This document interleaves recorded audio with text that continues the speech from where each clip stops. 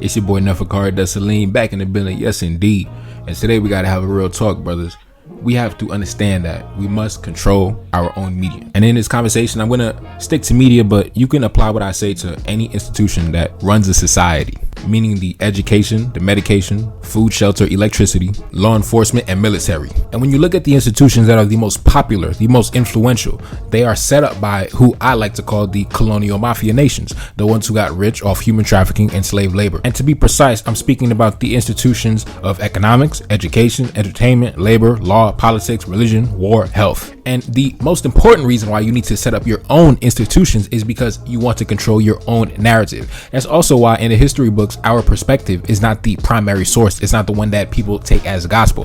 The ones that people take as gospel are the ones of the perpetrator, the ones of the invaders, the ones that came and violated us, the ones that we look at as colonial enemies. Their perspective, their viewpoint of things is the ones that is taken as gospel and is the one that people study. And the reason why that is the case is because their education system and their entertainment and media is the most influential. It is the leading voice, and there's nobody else providing a contrast or an opposing view. Nobody else is a competitor in the space. And of course, I understand if these are colonial mafia nations, how are you going to compete when they got trillions and trillions of dollars? They're still spending money from the 1700s. How can you logically compete in the present day, especially if you're a black man and you coming back on the losing end of the wealth that they built? Of course, it's going to be difficult to compete. And I understand that. And I understand that's why people usually, quote unquote, join the winning team. People pretty much click up with the same people that we're trying to compete against, meaning that instead of creating our own Hollywood, people have dreams and aspirations of joining Hollywood, of gaining access into Hollywood, instead of actually establishing their own competing sector.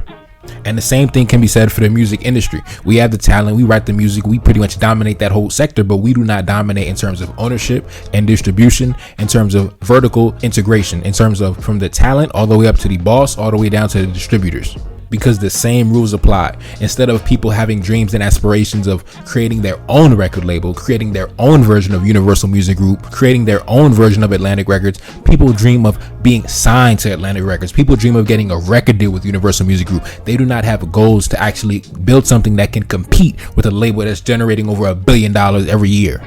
And another major reason why we need to create our own institutions is that everything that we see today was created while we were in bondage, or from the money made while we were in bondage, which means that from your police that started out as the slave catchers, from your media that started out as racist depictions of black men and women, from your education that started out as lies and fabrications and sanitized history, from everything that you see and everything that surrounds us, it was created and birthed from a time when we were not seen as human beings. So it still has that stench on it. It still has those remnants from years past. So in order for us to start anew, in order for us to control our own narrative and present our own story, present our own image in a way that is more in line with how we think and feel, then we have to do it ourselves. We cannot depend on anybody else to do it, period.